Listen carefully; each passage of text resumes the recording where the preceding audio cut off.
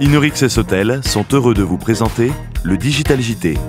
Inorix Hôtel sont partenaires d'une sécurité globale. Bienvenue dans ce nouveau Digital JT d'Agora News Sécurité. Bonjour à tous et bonjour Patrick. Bonjour Céline. Une fois n'est pas coutume, nous débutons cette émission par l'actualité internationale.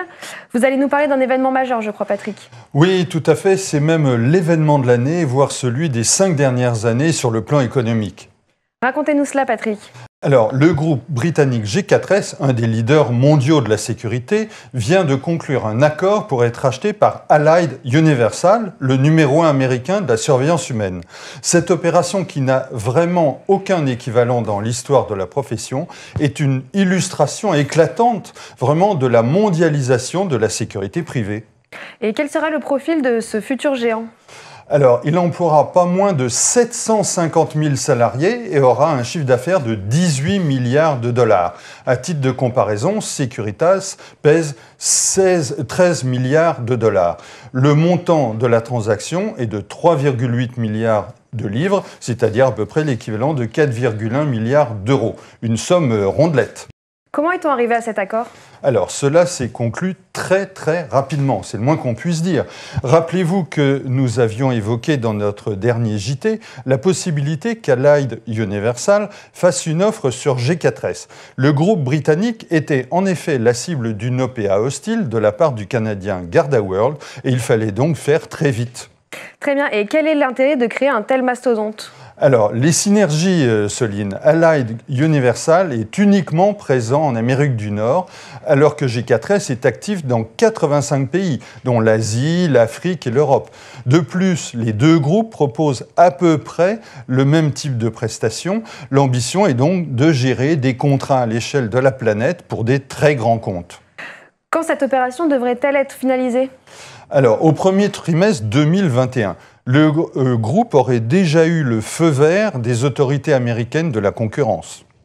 Revenons en France maintenant avec la nomination d'un responsable sécurité de la filiale d'un groupe américain. Oui, il s'agit de Sébastien Bianciato, 28 ans, qui est en effet le responsable sûreté de Microsoft France et Europe de l'Ouest. Il remplace Gabriel Geda, qui a pris cette fonction chez SAP Global Security.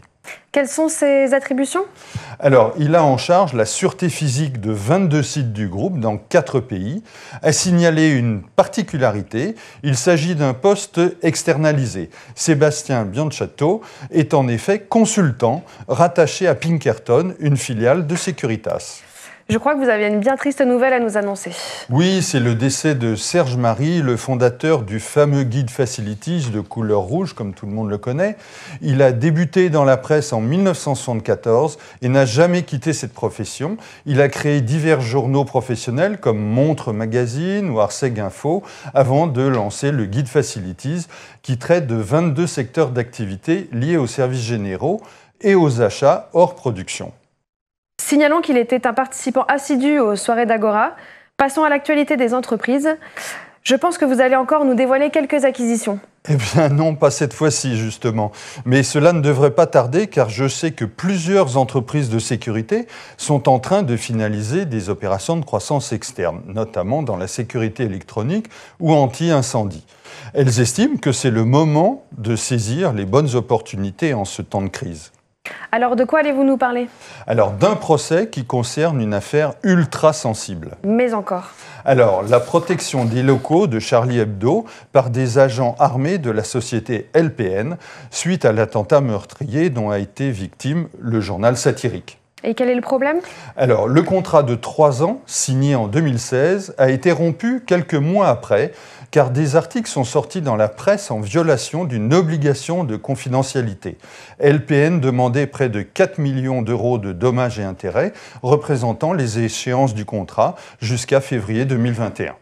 Quel a été le verdict ? Alors, la Cour d'appel a estimé que la rupture n'avait pas un caractère fautif, d'autant que Charlie Hebdo a versé une indemnité compensatrice dispensant LPN d'effectuer un préavis de 3 mois.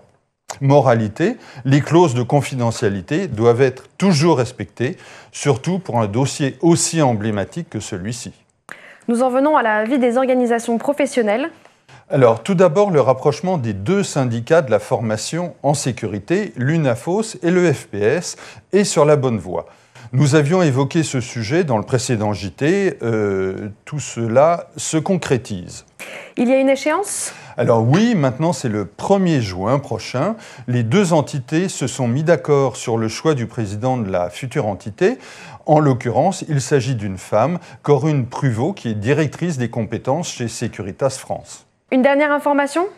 Oui, alors le CESA, syndicat des entreprises de sécurité aéroportuaire, a démissionné de la FFSP, c'est-à-dire la Fédération française de la sécurité privée.